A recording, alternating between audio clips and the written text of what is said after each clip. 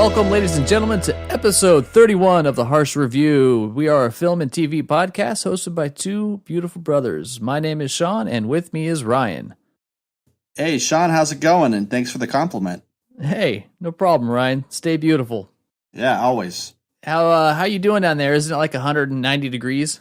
Oh, yeah, it's pretty close to that. There's been a fire in the area, so that makes things even more pleasant with the heat. So, yeah, it's great. I don't miss Southern California heat and fire combination. The air is just, it's like you smoked a pack of Reds all day. Yeah, it's pretty despicable. Jeez. It's been a little rainy up here today, up in Seattle, so I can't complain. Surprise. Mm-hmm. Nothing out of the ordinary there. Nothing at all. But yeah, so just kind of getting back into the rhythm after being on vacation for a little while. Things are going okay. Good. Starting to get back in the rhythm of watching more movies. A lot of news to go over this week. So let's just jump right into it. You ready? Yeah, let's do some news. All right. Why don't you kick it off? All right. So I have three pieces of news all related to the Marvel Universe, simply because every site I'm going to, it's just the first 10 things are all Marvel related. So of course, what else is there to talk about? Yeah, so I'm just like, okay, let's see let's pick the three best of the 20 or 30 and go with that. I mean, I'm not really complaining about it. That's just kind of what's out right now, because honestly, there's nothing really too much out that's great. Nothing that I'm seeing besides like Mission Impossible, but I'm not really seeing too much else. They did see Sicario. We talked about that last episode. That was great, but I'm not really seeing a lot. Yeah, I'm looking forward to Ant-Man and the Wasp. I need to check that out. That just came out last weekend. I wanted to wait for the crowd to die down, but so far it looks like it did. It's funny you mentioned Marvel, because while that just came out, it did something like $75 million opening weekend, and they're calling it like a huge success, where Solo did 80-some change, and they called it a bomb. Interesting. Right? I don't know. Yeah, anyway, so Thanos, or Mr. Josh Brolin, has made an appearance on a subreddit that's devoted to him and his evil, nefarious ways. And in this particular one, it's a subreddit that's called Thanos Did Nothing Wrong. And so the Russo brothers, who directed the last Avengers Infinity War directors, they convinced Brolin to play along with it. And so he recorded some little 7-second video of him snapping his fingers just like he did in the movie. And basically it coincided with banning half of the members on the board. So half the subreddit got banned? Yeah, pretty much. So, life imitates art, I guess you could say. That's pretty cool. Yeah, it's like they're having fun with it. After all, it's a comic book movie. So, some people take this stuff very seriously, which it really isn't, and it's nice to see the main star and the creators kind of lightening up and having fun with it. Yeah, I wonder what subreddit that would be, if it was one that was already well established, or did people join knowing that like half are going to get removed? Yeah, I don't know. They petitioned to make sure Jeremy Renner couldn't join either. They had to go out of their way to do that, just because nobody wants him anyways. Yeah, he wasn't in the last Avengers for, I'm not sure why, but did we ever establish why he wasn't in that? Was that he was taking care of like personal business with his family or something in real life, or no, like his character. Okay, I believe something along those lines. Like he was on a different mission, which hasn't been revealed, and then Ant-Man was on house arrest. Nice. Sounds kind of stupid when you think of like, the world's gonna blow up, but we're gonna respect these laws and your family issues. Yeah. You can't go anywhere with that ankle bracelet there, buddy. Yeah, no kidding. Sorry, you have to sit this one out. Right? Yeah, okay, well, so that's kind of a little funny thing that caught my eye. You could see that on his Twitter if you really want to check it out. Yeah, I'm going to go check that out. Yeah, kind of funny, but that's what that one was. And then we have our second piece of MCU news. Captain Marvel, starring Brie Larson, has just celebrated the end of filming. So it's all done now as of in the can. Sunday. Yeah, so We have a picture on her Twitter with a calendar and a little spaceship with Carol Danvers in it. That's the worst name. It's this terrible name. It sounds very squeaky clean. I don't, whatever. Yeah, it's like a Jehovah's Witness where like, you have a moment to talk about your salvation? Hey, I'm Carol Danvers. How you doing? Nice to meet you. Would you like a biscuit? Yeah, hey. Like a character out of Fargo or something. Right, or the secretary at Ferris Bueller. There you go. So we have a tweet with an autographed slate atop the calendar that shows that we're all done. There's a rocket ship looking like there's another person called Chewie, which is Danvers' cat-like pet alien from the comic books. I didn't know this thing was a real... Yeah, this is going to be a fun... Sounds original. A fun movie. It probably came before Star Wars, right? Oh, yeah, I bet it did. I'm thinking 60s, 70s is when Captain Marvel started. So, yeah, it was a 75-day shoot. And Kevin, help me out with this one. Feige? Feige. Okay, so that's a cool name. Kevin Feige said there's still a few more months until we can catch a glimpse of it, meaning like some kind of a teaser or trailer. And so the studio obviously have been very busy with all these other movies. Feige is telling us that, pretty much all you need to know. We've got Skrulls. We've got the Kree. It takes place in the 90s. Samuel Jackson has 2 eyes. And Carol Danvers, we get to hear her origin story. He said Carol Danvers a lot. Basically, she's an Air Force pilot transformed into a superhero as Earth is caught in an intergalactic war between the blue-skinned Kree, who may or may not be related to the big things in Avatar. The Navi. And there you go. And there's a shape. Where's Matt when you need him too, right? Oh, yeah. Comment on that. And there's the Kree and the shape-shifting race of aliens known as the Skrulls. Okay. Danvers becomes one of the universe's most powerful heroes. She's in a can't headliner even just say her movie. name, seriously. Yeah, Danvers. Hard D. Yeah, it's like, geez. Yeah, sorry, Carol. Yeah. All right. She should have her own movie. I think around we're looking at February, March, and then in May 3rd, we're gonna have Avengers 4. Yep. So all of those people crying in their Cheerios over the deaths of all these characters, they're not gone. They're gonna be. I mean, they have other movies to do. So yeah, they'll be back. They're not gonna, send them all out and be like, well, we're done making money on these characters. Yeah, exactly. But she's Captain Marvel's supposed to kind of be the new Tony Stark or the leader of this. I think phase 2 or phase 3 of the Marvel Cinematic Universe so far. So, because at the end of Avengers 4, like that story is supposed to be complete, resolved, and then all new stuff moving forward. Or you kind of pass the baton to Danvers and company, and Marvel's got like 9 more movies in the bin that they're going to do, and it's not as exploiting as many as the current ones. You might have Black Panther. There's probably going to be another Spider-Man. Yeah, not really quite sure where they're going to take it, but it's supposed to be a whole new phase for them. Yeah, it's kind of interesting. So I like it. I'm looking forward to this movie. Yeah, give it a shot. I don't know anything about it, but I trust them. Yeah, nice to get into stuff you don't know about. It's very challenge your sensibilities. So there you have it. Carol Danvers, done. Captain Marvel. Check that one off my list. Next we have this is MCU related because it concerns one of the directors or the director of Guardians of the Galaxy, James Gunn, and we can have a little discussion about this, Sean. Mr. Gunn is stating in a tweet recently that he doesn't think people should spoil movies for other fans, but he also feels that spoilers don't ruin a movie, at least not if that movie is any good. He says, and I quote, "If a movie can be ruined by spoilers, it's not a good movie.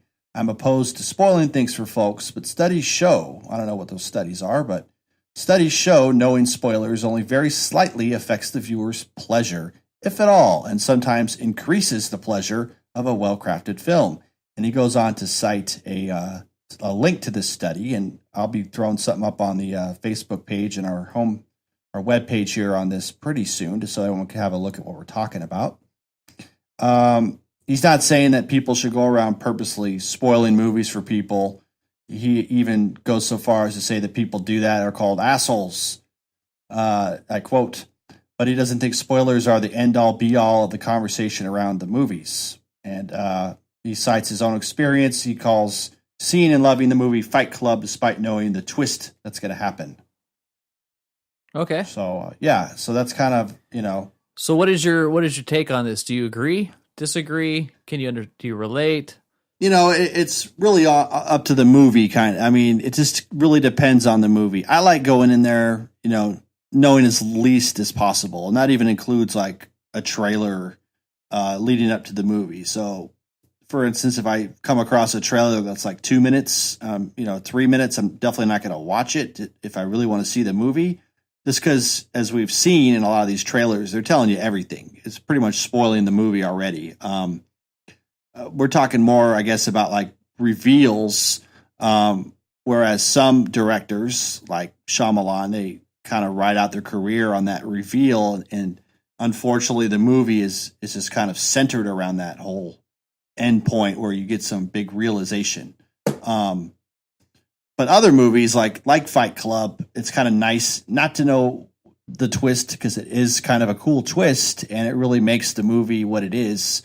But the whole movie's not about that. It's, so I guess it depends on the film, but I would rather not have things spoiled for me. Yeah, you mentioned, Shyamalan, where that was kind of what he built his career off of, was the big reveal at the end, the twist that, you kind of been had. You take The Sixth Sense, for example, which made or break his career. And that is something that I think, without that, you're not going to get anything. Right. I don't know. I just take away, like, once you watch that movie once and you've seen it for what it is, you're kind of good. Yeah. You watch it again, you already kind of know the movie's not that great.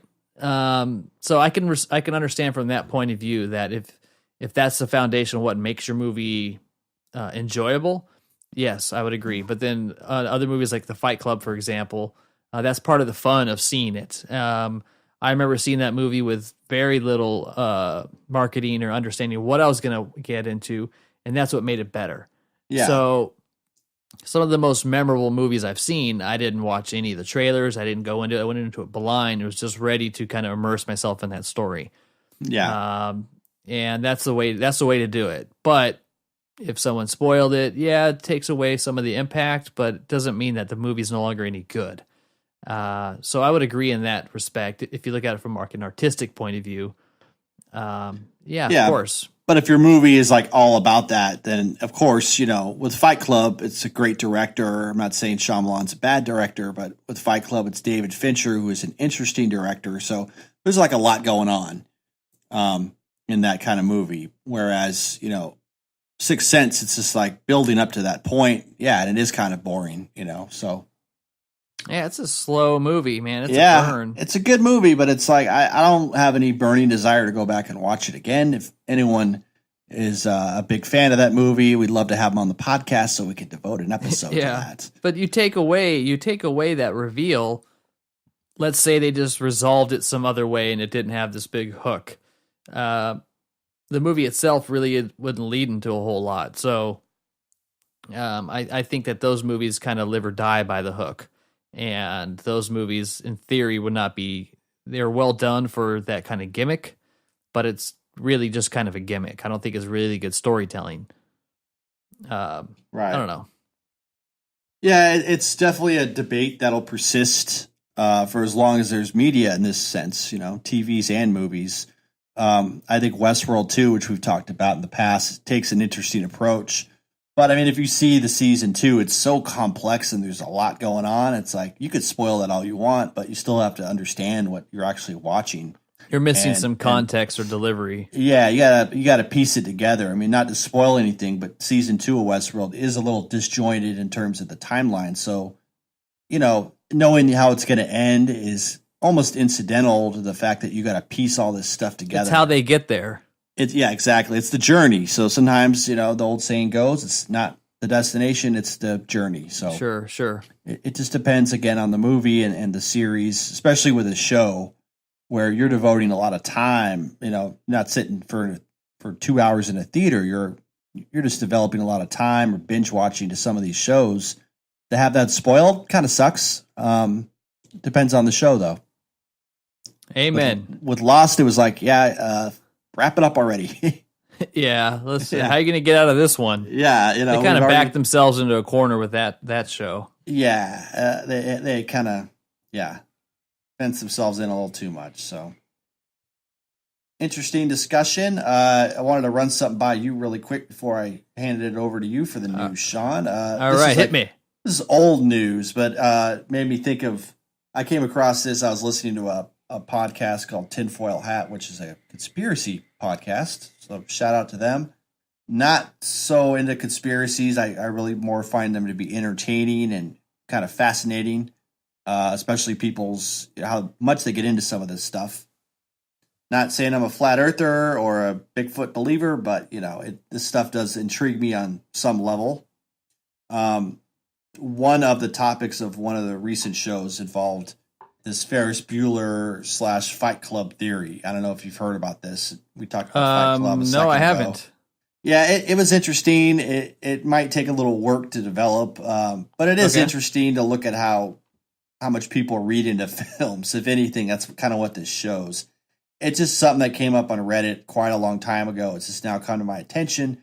Basically, the premise is that in the movie Ferris Bueller's Day Off, which we both kind of grew up on, right, Sean? Oh, yeah. The whole movie centers around not so much Ferris Bueller, but it's around Cameron, and that Ferris Bueller is a figment of his imagination, much like Tyler Durden is in the Fight Club movie. Sloane is a girl that Cameron doesn't know, but is a girl he secretly loves.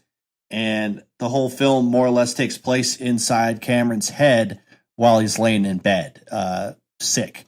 That is kind of the difference between Fight Club, whereas this stuff really happens. Yeah. So let me get this straight. So everything you see is all just his imagination from being homesick, laying in bed. Right. Ferris is not a real person. It's like a Ferris might be like his alter ego or id. Right. I mean, because Cameron is someone who has some obviously mental insecurities and very neurotic, and then Ferris is pretty much the opposite of that. Yeah. So these fans speculate, and then they went on to speculate about a whole bunch of other movies and shows I really don't want to get into. It's really like a rabbit hole that does not deserve to be going down on this episode. Well, I can see how somebody tries to make that connection. I think it's a bit of a stretch. Yeah. But it would be interesting to watch that show again and try to look at it from that point of view to see, does it really match up? Does it really make sense? I think that the challenge with, when you watch Fight Club and you have Tyler Durden and what's the other guy's name? Just Tyler Durden, Edward right? Norton. Yeah, but their characters' names. Did they have two different names? Yeah, I'm not always remembering Edward Norton's name. I do like that movie a lot, but so when you're seeing one person versus the other, that's all in his head. So in this case, when they're driving around downtown Chicago and Ferris is driving and Cameron sat in the back seat, if I remember. Yeah. He jumps in the back, and so in theory he's really driving. And he's living that through the alter ego, like his other person's along with the ride in the back seat. Sure. And when he falls in the pool, for example, and then Ferris jumps in to help kind of save him, it's like he just kind of didn't need saving. Yeah. And where he's insane, Ferris Bueller, you're my hero, right. where is he just saying he's truly insane if you watch it that way? Yeah. When he destroys the car, I mean, that could be real too. We're getting a lot into this more than we should have, but where he destroys the car, that might be like a point of breakthrough for him,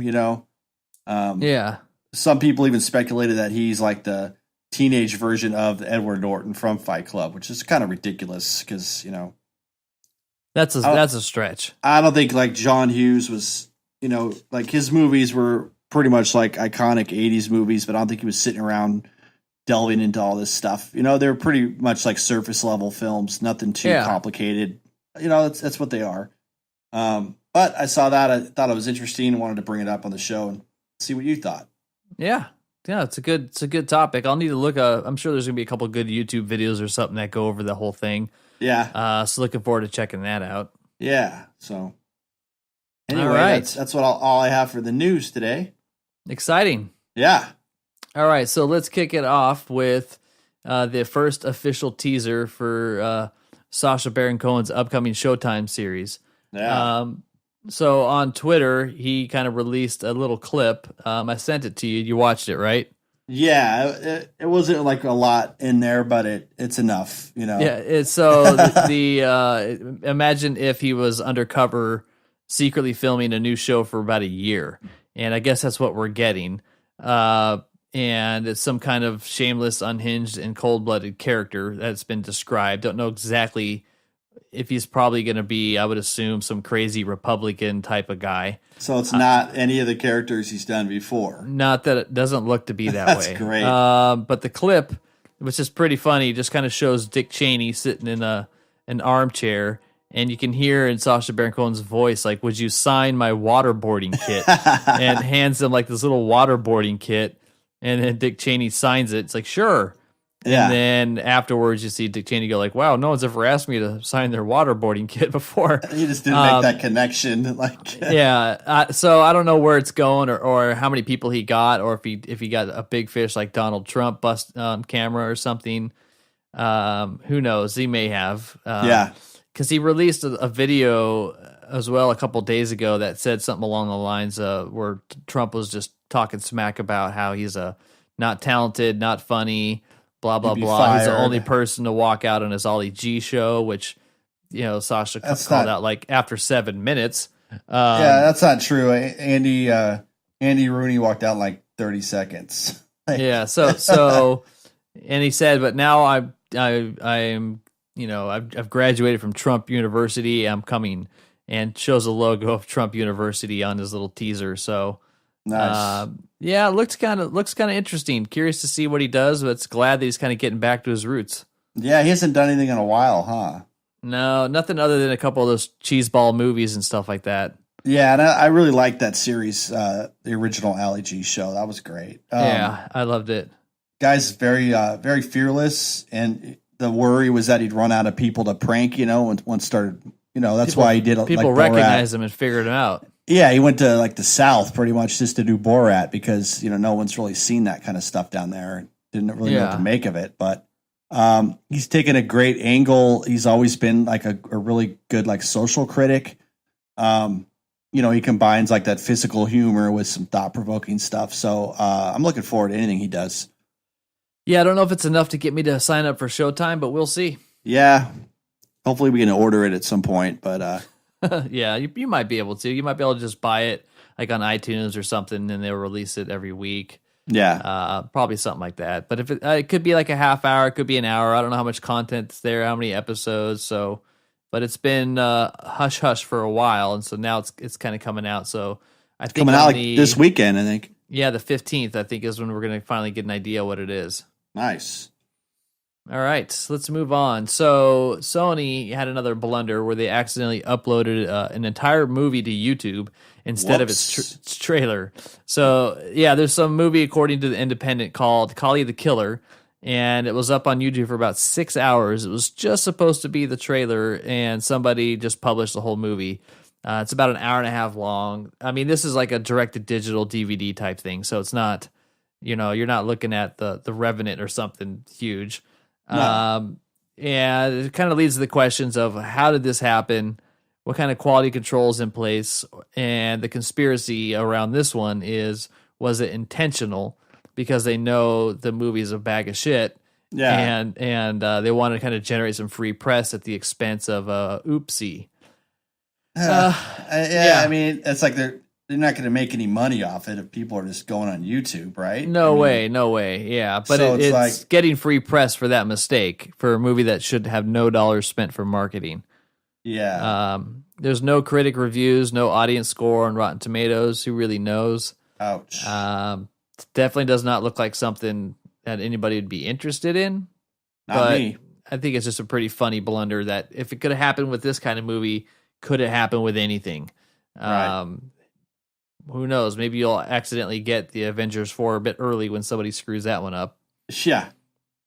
Sorry, Khali. It's kind of like this major corporation making a mistake like that. It's like, okay, guys, might want to tighten it up a little bit. You know, I know like Sony had an issue not too long ago with the PlayStation like IDs and stuff and personal information getting out. It's Sony had a big hack, North Korean hack. If you're making all this money, it's like you need to spend a lot of that money dedicated to securing your product and securing the privacy of your consumers. Absolutely. Otherwise, it's just you're kind of a hack company. No, I agree. Yeah. All right. Harsh review has spoken on that matter. Bam. Dun. Okay, so The Predator, that's coming out with another movie this September. They're doing another reboot, or it's a continuation. I don't quite know. Reboot, not necessarily. Different story, but there's a lot of fan criticism after the screenings, according to AVP Galaxy. That's the Alien versus Predator site. And I've heard they're pretty malicious. Yeah, well, they decided to scrap the whole third act of the movie and do a huge reshoot.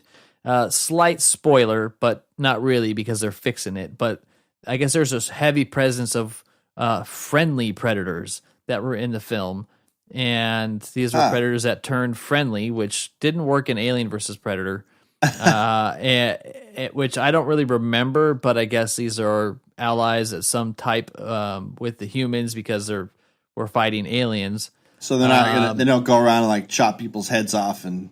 Yeah, they're not helping old ladies across the street, but they're friendly. So they went through and just scrapped all the scenes and all the stuff that had these friendly predators in them and had to do reshoots to fix the gap in the continuity and all that kind of stuff. Oh. So I don't know if this is a little bit gun shy because of Solo and the things that show dealt with its reshoots, but it didn't do a whole lot of fan screening or anything. I'm sure it's probably for the best. I like that they're actually not releasing a product that they can't get behind. I think this is a trend that should probably continue in Hollywood, especially with these blockbuster type movies that if you mess it up, you should have a chance to go and fix some of those things once you kind of do test screening. Yeah. I don't know. I enjoy Predator. It's not a kind of movie I'd go to see in the theater, but I definitely would watch it. Does this hurt Predator opening 2 day? with Danny Glover? No, yeah. I mean, it's still a good Predator movie in regards to like the Predator continuity, but it didn't have the same kind of magic as the first. Yeah. I liked it was very urban. It was a different environment, so it's not Predator in the Hood. It's not a bad sequel, yeah. But do you think that this is going to suffer from some of the bad press that Solo got that kind of hurt Solo with the reshoots and the issues? Yeah, I mean, it's interesting how Solo's been such a game changer in a totally different way, you know? Absolutely, I mean, now it's going to be like the litmus test for everything else because it's like, oh, well, Solo did this, so, you know. And it's like people set a really high standard for that movie, undeservedly so, but then again, it was plagued by rewrites and director changes too, so some of these movies, they have a really hard road to get into the screen, and then by the time they get there, it's kind of like the hype is gone, and people are let down. They're going to be let down regardless. I think it's good that movies, TV shows do respond to their audiences ahead of time. It's just, we're not paying for it, so if they want to spend all this extra money reshooting stuff, knock yourselves out, guys. You know, I mean, maybe that stuff will end up on a DVD extra, if anything, but I think it's good that these companies are responsive to their fans. It's just, I think there's nothing wrong too with taking a bold stance against, you know, just kind of doing your own thing and letting it, you know, trusting the vision of the writer or the director. Absolutely. Nothing wrong with that. No, there's not. I mean, I understand that if you're too close to it, or it's kind of like when you see celebrities or musicians that get all crazy, it's because nobody in their inner circle is actually going to tell them something that they shouldn't do. And a lot of people that make these huge movies, they're all kind of servicing each other in some respect. You're not really getting a true fan's point of view. sometimes. So screenings is important. And Yeah. if people bypass that and they go right to the movie and it bombs, they're trying to protect their story, but did you want to set it up for success as much as you could? Yeah. So who knows? But Yeah. we'll see how that develops. Poor More Solo. on Predator in the future. All right, Poor- so moving poor on Solo. to our buddy there, Kevin Spacey's back in the news. The late Kevin Spacey. The late Kevin Spacey. Poor guy. I know. So Poor Guy little fella. Pearce was in an interview and quote here on Mashable. Guy Pearce says Kevin Spacey was handsy while filming LA Confidential. Oh. Yeah, handsy. I love that term, by the way, because it's like a nice way of saying like the guy was giving me a shoulder rub, you know? Yeah, exactly. That's happened to me before. Do you like drinking a lot? Nah, not so much. I get a little bit handsy. I get a little handsy, start giving guys back rubs and stuff. Yeah, I'm sure it's better than mouthy. Yeah. So, but Guy Pearce was on an interview show at Interview AU, if you want to check it out on Twitter. And the interviewer asked him, Denton asked him about Kevin Spacey, and Guy Pearce essentially responded with a tough one to talk about at the moment. But he still responded at saying, quote, amazing actor, incredible actor, a slightly difficult time with Kevin. He's a handsy guy. Ouch. So, yeah, it's just a kind of another element of character profiling that kind of goes along with I think 15 or 18 people that have come out against Kevin Spacey recently. It's a lot. Also, the charges he's now facing in the UK for some who knows what. Kevin Spacey's been immediately out of the public eye, as you guys all know. Mending his issues or his behaviors or getting therapy. Yeah. And it's a shame because I just recently read an article with Robin Wright where she was asked a similar question that finally kind of went on the record about working with Kevin Spacey all these years. And she said, I don't really know the guy in between takes. We would joke around, we have a little bit of fun, but outside of that, like I didn't really know him. That's sad. Yeah. And I don't know. I mean, can't he's really got, read too much into it. That's just kind of when you have these artists who are conflicted, and it's a shame because he's a great actor. Yeah, he's really good. Yeah, and it's like you have like another guy like Louis C.K. who's just like a brilliant comedian, one of the most funniest guys in the world, and then he does what he did, and it's like you never hear from these guys again. And when you do, they're going to be judged, scrutinized endlessly. There's got to be a point where we have to kind of separate the work from the person.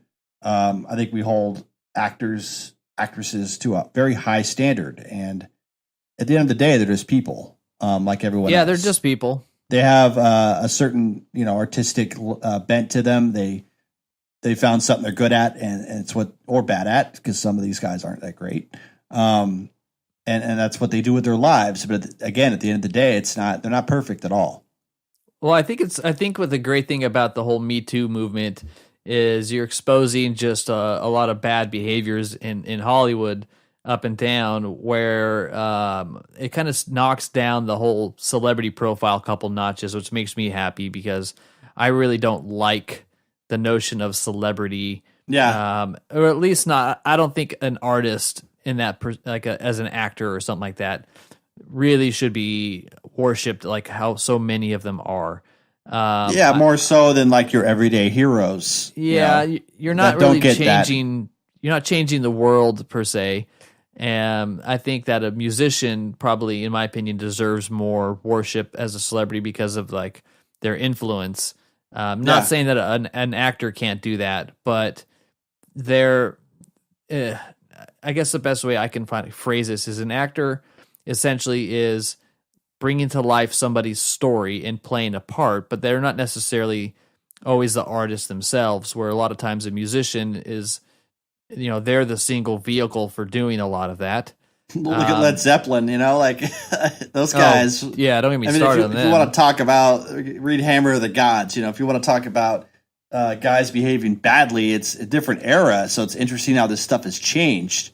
Because a celebrity takes advantage of their position, and then eventually, You get it's just like Bernie Madoff, for example. Let's make a different jump to finance, where he didn't intend to be this huge crook. He started off kind of like, cooking the books a little bit when business was getting tough, and then found out it was just too easy and just kept doing it. And it got to a point where he wasn't even realizing like how crazy it was getting out of hand. Yeah. So when they realized it was billions of dollars, he was like, yeah, I just kind of went along with it. And so somebody like Kevin Spacey, it sounds like he's, this has kind of been a part of him for a long time, and now it's all coming to surface, probably has to do with the industry and the celebrity profile and what you can get away with. Yeah. Yeah. So it's nice seeing these folks get knocked down a little bit, and hopefully people stop worshiping celebrities as much, because I don't look at him doing this as any different than some Joe Schmo you didn't know. But at a church or something like that, it's not going to get the same kind of press, but it's just as big of a crime. All these guys do have to go through due process, though. So that means, that's true. We need to kind of hold back a little bit before we start throwing all these accusations around and all these stipulations, and let these guys they should see their day in court, and they should answer for what they did or maybe didn't do, or, even things they might have done. So is it just me, or is this a different time to where people are now going to like social media before they're going to a lawyer? Yeah. Is that strange? Or yeah, I guess it's always cheaper. Been like that, has it?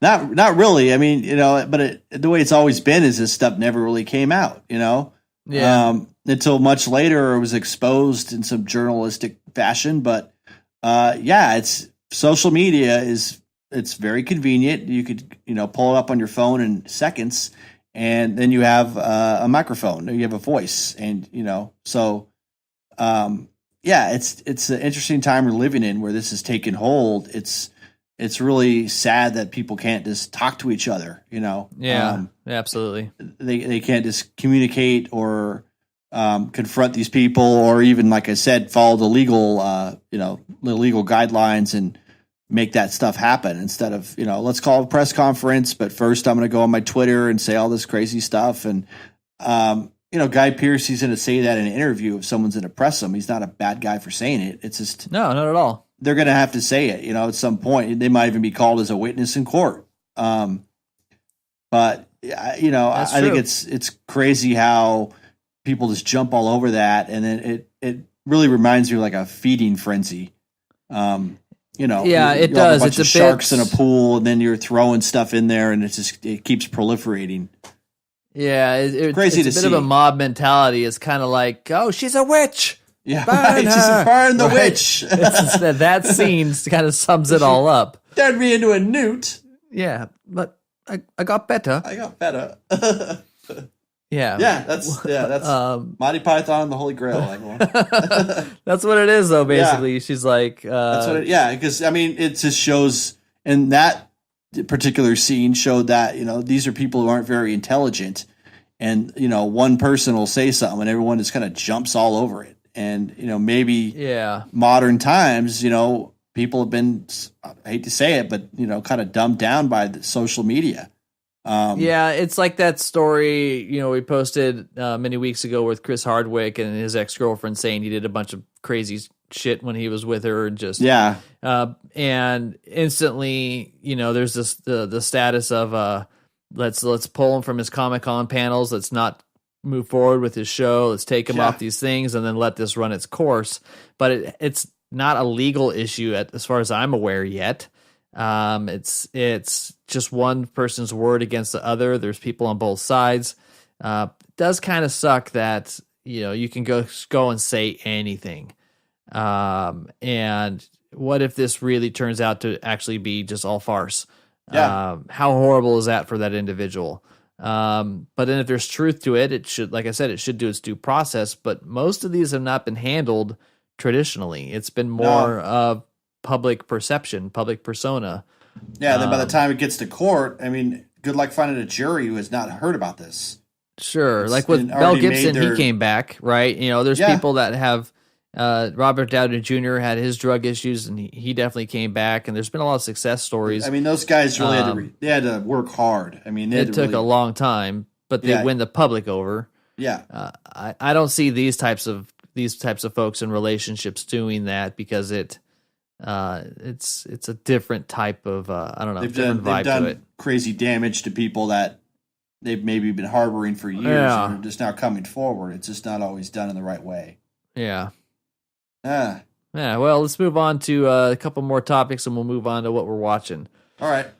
Okay, so Netflix, they're mulling over a new Ultra plan. This was something I read on 9 to 5 Mac, which is kind of like a premium stream, which cuts your streams from 4 to 2. So if you're a Netflix subscriber, you obviously can share your logins with multiple people, but there's a cap on how many can watch them simultaneously.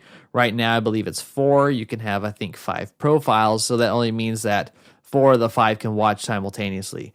So Netflix is looking to add an extra tier, which is going to be in the neighborhood of $23, and that's the one you got to pay for to get that many streams at once. Essentially the same service as it is today. So it's something that they're market testing and kind of experimenting with.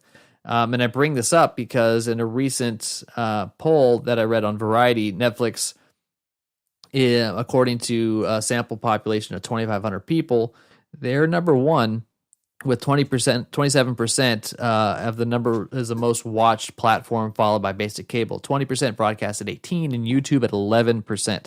Wow. So Netflix is huge. Yeah. I think they recently crossed the $400 billion valuation mark or head into or the $700 billion valuation. They're right in that ballpark area. Yeah. As far as how much it's balanced. And so I guess the question I have for you, Ryan, is what's the most you would pay for the Netflix service as it is today if it just didn't change?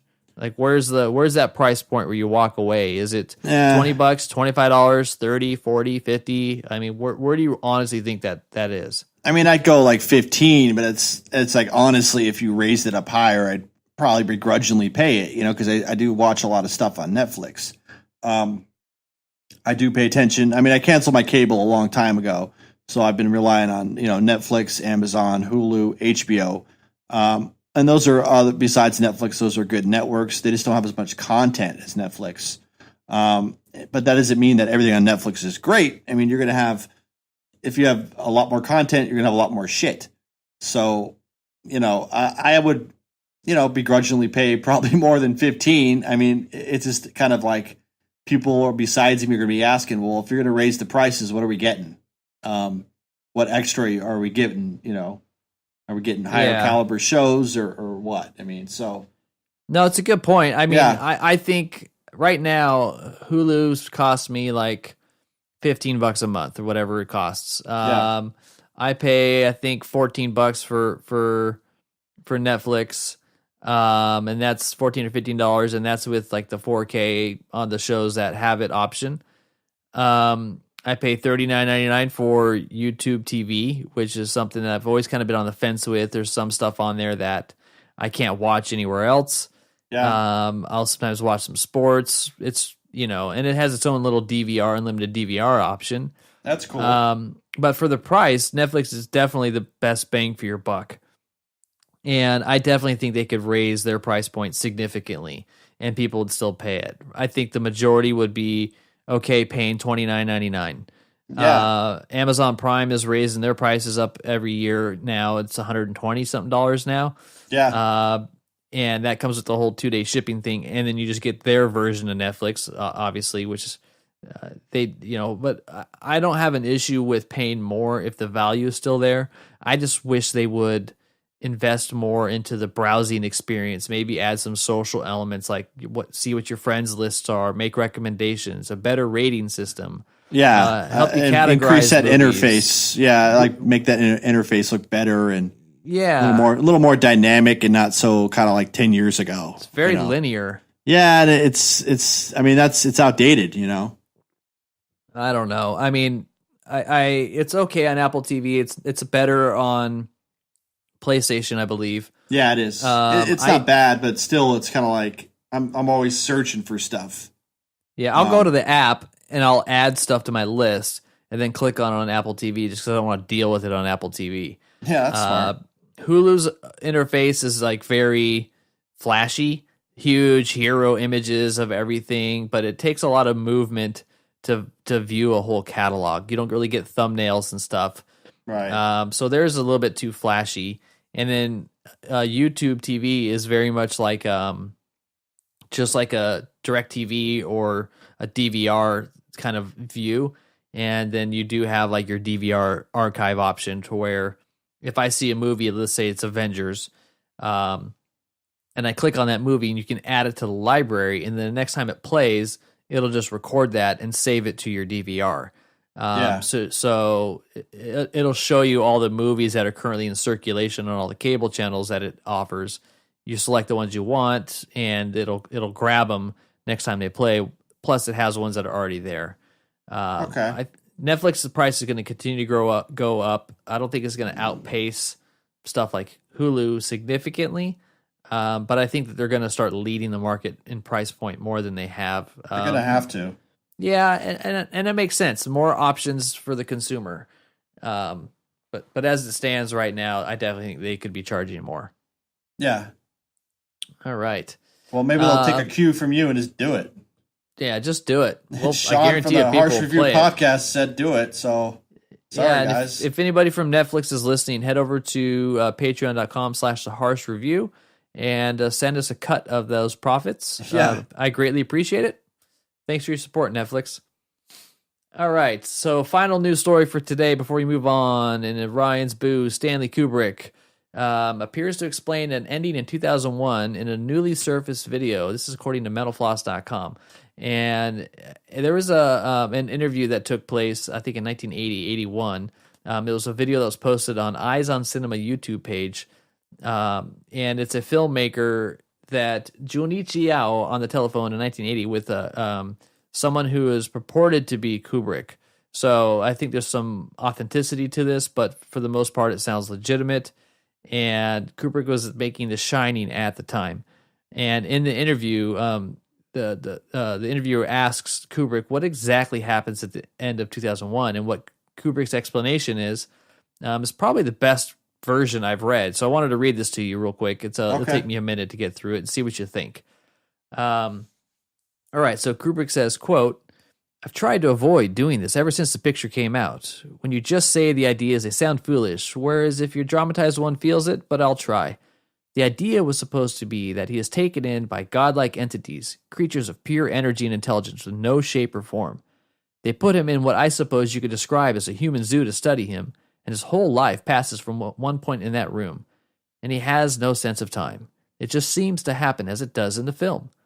They chose this room, which is very inaccurate replica of French architecture, deliberately so inaccurate, because one was suggesting that they had some idea of something he might think was pretty, but wasn't quite sure.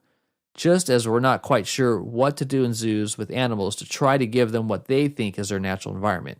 Anyway, when they get finished with him, as it happens in so many myths of all cultures in the world, he is transformed into some kind of super being and sent back to Earth, transformed and made into some sort of Superman. We have to only guess what happens when he goes back. It is the pattern of a great deal of mythology, and that is what we are trying to suggest." So what do you think? Does it sound legitimate? It sounds legit. You know, I think the reason why I like that movie so much is because it's so open-ended. So I think regardless of that was his intention, and keep in mind too that he did collaborate on that movie like he did with a lot of people, mainly with Arthur C. Clarke, who was like the science fiction writer of the time. So I'm sure he had some input into it. And I'm reading a book, like I mentioned, on 2001 called Space Odyssey, which is a great book. It takes you really into the whole film. But regardless, I mean, it's interesting. That's mainly the plausible take. Yeah. You know, but it is nice too, just to be like, have everyone kind of read their own meaning into it, whether it exists or not. The movie is very, it's a weird movie. It's very nonsensical a lot of the times. A lot of imagery. It's more like a foreign film, really, than like a American film. But it's really the most first legitimate science fiction movie. So for him to say that and then have that unearthed is interesting. The guy never really did interviews, so it was really... There is that to IO9, who originally found this story is there is an element that it might be too good to be true, since there's no video of Kubrick actually talking, but it sounds like him, speaks like him. There's potential there, but again, authenticity, take it for what it is. I mean, you could also buy the Moon Conspiracy with Kubrick filming that, which that's right. They get into that in the making of The Shining, room 237. Yeah, I mean, the guy was a genius. He was a conspiracy, mythical director. But no one really knows a lot of what he said. I think the beauty of it is just like giving somebody something like his other movies, like Clockwork Orange and The Shining, leaving them ambiguous enough to where you can read your own stuff into it, which is kind of why they're beautiful films. That's why they're good. Yeah. Yeah. Huh. Yeah. Well, there you have it. All right. Thanks. So Thanks for that's ruining it for the the movie news for this me, week. Sean. Yeah, you're welcome, Ryan. Looking out for number 2. 50th anniversary of the film. Oh, man. Ruin the movie. All right, let's move on. So I know your list is huge, but why don't you knock off a couple movies here? What have you been watching lately, man? Well, I started watching Luke Cage season 2. I really liked season 1, so I've been getting into that. It's good. What I like about it is it's kind of like it's definitely like a comic book show. Doesn't really take itself too seriously. There's a lot of like great musical artists in there.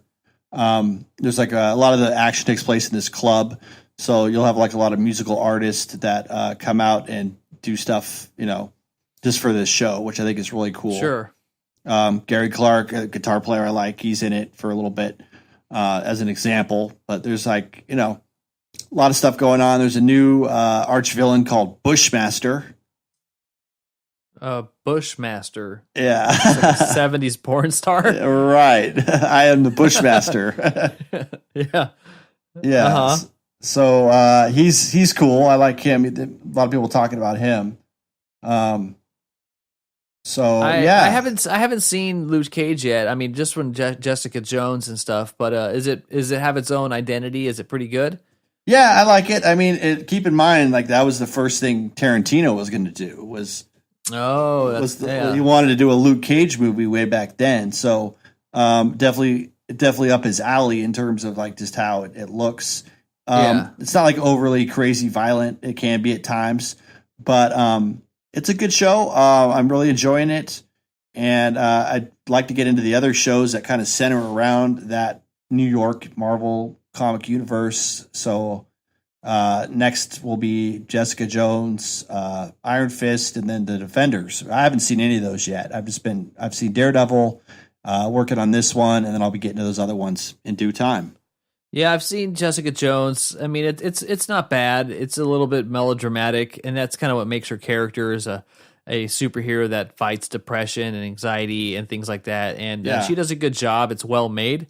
But the dynamic between her and the villain just kind of wears you down after a while, and you're like, okay, yeah, we get it. Yeah, we get it. But it's definitely well made. It's definitely entertaining. So definitely worth watching. I liked it.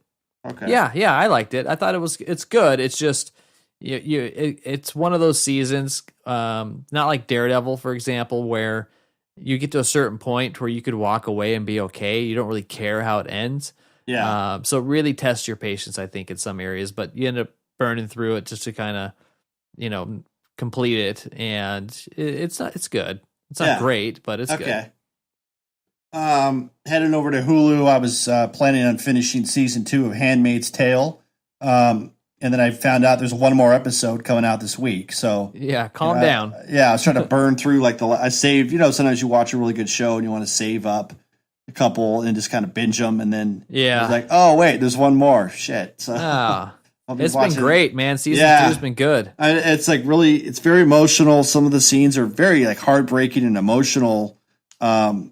It's depressing. It's very bleak, but I finished reading the book recently. So the book kind of leaves off where she's taken away by, I guess, Mayday to give her freedom. So that kind of happens. That's season 1, right? Yeah. So, after that, like the show just kind of writes its own story, which is cool. And then the book is only told from Offred's perspective. So it's also cool how the show is kind of taking these other kind of side narratives that aren't too distracting, but lets you know a little bit more about these characters. So, okay. Great show, great book, and definitely up there with like our post-apocalyptic type of stuff. So yeah, it's not the type of show that I would have normally watched just from the marketing and stuff. It looked like it was more driven towards like a female audience. And so when I finally started watching it, I was like, wow, this is really good. I don't know how I just it didn't catch me before. It didn't seem like something that I'd be into, but yeah, it goes to show you that biases can sometimes prevent you from seeing something good. Sure. I recommend it. It's great. Yeah, I held off on it for a while, but yeah, it is great. It's very binge worthy, of course. So nice. Yeah. Also on Hulu, there's a show, Vice recently brought some of their shows to Hulu, or Hulu bought some of Viceland shows, which is, I've been watching those series for a little while. They had some early stuff on YouTube. So this is like the same as like their HBO documentaries and stuff? Similar, yeah. I guess Viceland is a separate like network, but I wasn't never really sure how to get it. I guess I just didn't have the medium. No, it's a cable channel. Okay, so Hulu got some of their shows. So okay, one of them I heard about through Rogan's podcast. It's called Hamilton's Pharmacopoeia. Quite the mouthful there.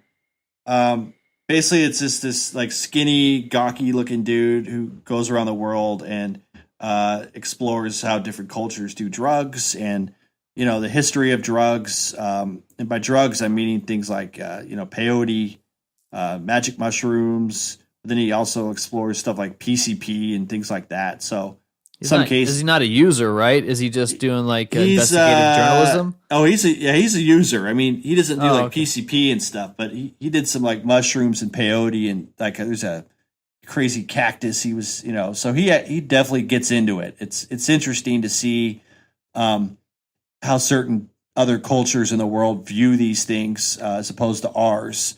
Like the war on drugs is something that's given out at length in shows like The Wire. So it's like we already kind of know our country's stance on these things. But it is kind of fascinating to me how other cultures view these as more like sacraments and ways of transcendence and not something that should be like outlawed. So it's not just him getting wasted and, that's not the whole point of the show. I think he's more given like a background on their chemistry, their place in society, and kind of the history of these things. So good show. It's definitely worth checking out. It's documentary-esque. I think each episode runs about 30, 40 minutes. Yeah, I'll check it out. On Hulu? Yeah. All right. Hulu, and then you go to Pharmacopoeia. Go to Viceland and check it out. So I have that one, and then one more is it's a movie on Netflix I watched called The Outsider, not The Outsiders. No Pony Boy? No Pony Boy, or no Emilio Estevez? Johnny, C. Thomas Howell. No C. Thomas Howell. No Ralph Macchio. Patrick Swayze. I can't even remember. Who the hell is C. Thomas Howell? Is that what's he look like? He played Pony Boy. Yeah, I can't picture his face. He was in Soul Man.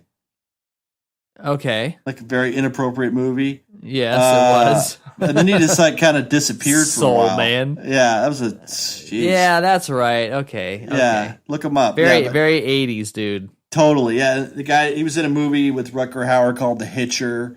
He did a lot of random films, and then he's kind of disappeared. And it's like, all right, C. Thomas, see you later. See you later. See you later. Get it? Oh my god. Yeah. But anyway, this film is not that film. It's a Netflix original. It stars Jared Leto. Very creepy role. He's basically a out and out psychopath. But it's an interesting thing to watch if you're into like crime. Basically, he is in Japan after World War II, and he joins up with the Yakuza, which is their version of the mafia, and pretty hardcore. He does a solid for one of their big guys in prison, and then they kind of take him in. I don't know how truthful that would be because it's pretty secular culture, but it's like it just kind of shows his progression is kind of like a guy you can't really figure out, and then he just becomes this full-on gangster, like willing to do all kinds of stuff for this crime family. So it's interesting, pretty bleak though. I mean, but I'm into some of that stuff. So Yeah, I'll need to take a look into that. Yeah, he does a good job. It's just The like, Outsider. He doesn't say a lot, and then he's just very extreme with like, like he's supposed to rough some guy up, and he beats the shit out of him with like a typewriter, and it's like, whoa, dude. Like, yeah, you would have to, we get it. Like, you want to impress us, but Well, going back to C. Thomas Howell, his first movie was E.T. Oh yeah, he was one of the kids. Yeah, One of Michael's friends. yeah. Okay, he did a little. There you go. Well, He actually has been busy, man. He didn't go away anywhere. That dude's been busy. Yeah. Okay. Yeah, he's got 204 credits to his name. Dang.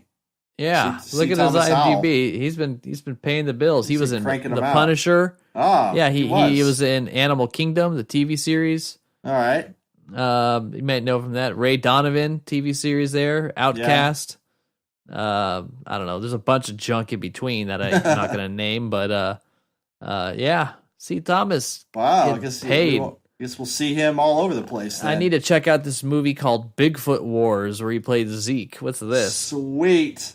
Bigfoot Wars is a movie starring Larry Jack Dotson and blah, blah, blah. And a small town becomes a focal point of a brutal clash between man and the legendary beast. I'm in. Bigfoot Wars. Yeah. I love it. Like they're all 3.1 out of 10. I don't nice. know. I'm going to save this one for later and maybe make you watch it. Hey, you got to find it first. Yeah. Oh, You'll watch now. Prime Yeah. Video. I'll get an email with deep shit, buddy. Email with a gift card. Only purchase for Bigfoot Wars. Oh my gosh. Okay, Wow. so The Outsider, nice. Yeah. That's it. That's I got some other stuff, but I'll save it for another time. Okay. So for me, I've got 4 of them. We'll get through one really quick. I finally got around to seeing Lady Bird, the movie that was a big buzz in the last Oscars that we had. Okay. It's on Amazon Prime. It's just a mother-daughter story. It takes place of a girl, about to graduate high school in like suburban Sacramento. It's like an 80s, 90s takes place. Reminded me of maybe I early saw some of it. It reminded me of like a female Rushmore. Kinda Yeah, there quirky, you go. It's well written, very indie. Yeah. Some great characters and stuff that kind of goes along with it. It's not really my type of movie, but it's enough to hold your interest and keep in. And just kind of see like what was all the hype about? How did Lady Bird go up against some of these huge blockbuster movies or different actors and stuff? And Right. there's really some great performances and stuff in it. But if you're not really, that story arc isn't something you're interested in, you probably won't enjoy the movie. Yeah. But it was good. It was well made. Kind of reminds me of like how Juno was. Remember where it's exactly like that type of movie in that type of place. There's recognizable actors and stuff in it, but it's very indie and small, contained story. Nice. So moving on, I got around to seeing Isle of Dogs. Wesley Anderson's latest I want to flick. see that. It's great. Is it? I'm impressed by just the art direction and the creativity he can put into these things. Yeah. It's a stop He's got motion. vision. All his movies are like, it seems like that's his like big thing is this the attention to detail and the kind of creating this different world, even though it exists in our own, maybe, No, absolutely. And it's what's kind of unique and quirky about it, because it's got a lot of the Wes Anderson quirks, is that it's this kind of story where somewhere in Japan, these dogs got sick, and so they all got banished. And now they are all on a little island, and some little Japanese kid misses his dog, so he goes to the island to try to find it, and the Japanese want to get the kid back, but it's this weird kind of like political thing to where the kid's like the adopted son of the powerful person in charge in Japan that's trying to eradicate all dogs. What's interesting though is all the Japanese language is not translated, so you don't know what they're saying. You have to kind of figure that out through context, or through some other clever means. That there's a lot of different ways they do that. Really won't go into how. It's kind of part of the fun of watching it. That's cool. And then all the dogs are the characters that Wes Anderson puts in his movies. Bryan Cranston's the lead. Nice. You got Bill Murray, who else It's is a in mainstay that? for What's Wes the Anderson. one guy that's in all his Harvey movies? Keitel. There's Harvey Keitel. Jeff Goldblum. Yep, he's great. Yeah, You got Scarlett Johansson, Ed Norton, the kid that looks like a mole. They got the what's his name? Schwartzman. There you go. Yeah, looks like a mole. Yeah, doesn't he? Yeah, he does. Like a little mole. Yeah, and he's funny in it. Like, all their voices are very distinct. It's really good though. If you just love seeing something creative and unique, because a part of me kind of gets bummed when I'm like, oh, Wes Anderson's new flick's going to be animation. Yeah. But it's not really made for kids, but you could see how kids would really like it. Yeah. It's really intelligent. I can't recommend it enough. I thought it was really good. Yeah, visionary director, one of my favorites. Definitely have to check that out. Finally got around to seeing Ready Player One. Oh, yeah. That movie was a lot of fun. Yeah, I loved it. It's nice seeing Spielberg's take with how he handles CGI and all the differences. You know, you can still see his personality come through in a heavy CGI movie. Very tasteful. Rylance was great in it. I really liked his quirky character. He was Simon Pegg was also in this one, which he did a good job. He's got a smaller role. A couple unknown leads, but they they filled their part. And then what's the bad guy's name? He's awesome.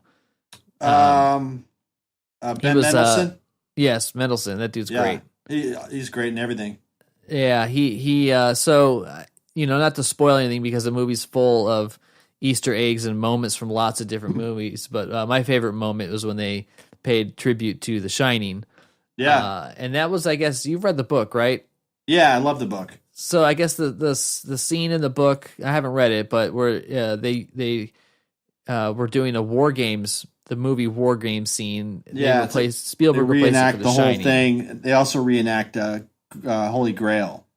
Oh, in the book. Yeah. Okay. So a lot of the book is like 80s kind of stuff. There's a lot of like Atari games referenced.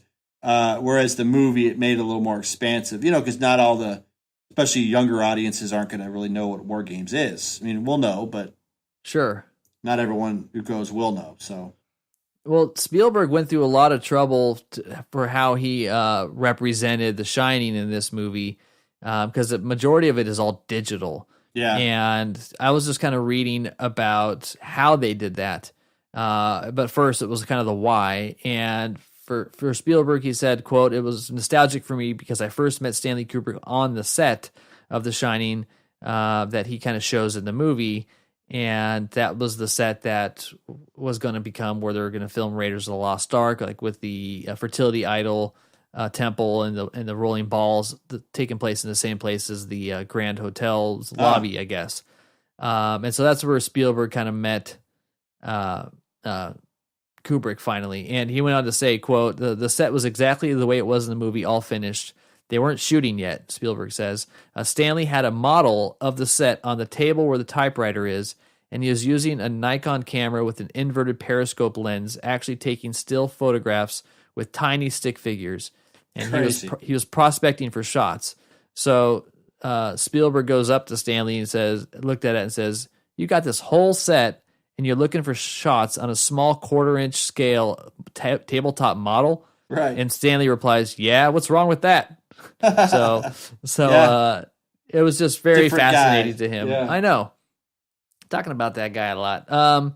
But it was basically the way that they did it for this movie is a combination of like set construction, digital set construction. I mean, they did some builds on different parts and tried to set things up. They even cloned like the lighting and the film feel they did in the movie and everything. Like, imagine taking the movie and then digitally like recreating this environment and building it off of stills, digital extracted stills from the movie. Very fascinating from a technical point of view. Yeah. But really, really cool to see. Nice. So for seeing just how they paid tribute to The Shining versus a handful of other great movies in the 80s, it's definitely worth checking out. And then the last one I saw is I finally got around. I know it sounds like I'm getting around to seeing everything here. Legion. Yeah. I'm watching that one on Hulu, an FX show. What it. a rad show. Yeah. Dan Stevens. The guest. I know. You talked about this one before, and I kind of just didn't really know much. Yeah, you kind of blew me off, dude. I was like, oh, okay. Yeah, You're well, a loss. That's what you get for being the elder Harsch. You got to deal with rejection from the middle son. Yes. Anyway, yeah, if you haven't seen Legion and you're a fan of anything, it's not really, it's a Marvel, but it's not. You don't need to know anything that's connected to that stuff. It's very retro, but I don't know if it's modern. And it kind of takes place, I guess. I actually don't know. It's very 60s vibe to it. Very psychedelic. Totally psychedelic. It's I just like the way it's shot, the music, everything is great. Noah Hawley definitely knows what he's doing. Yeah.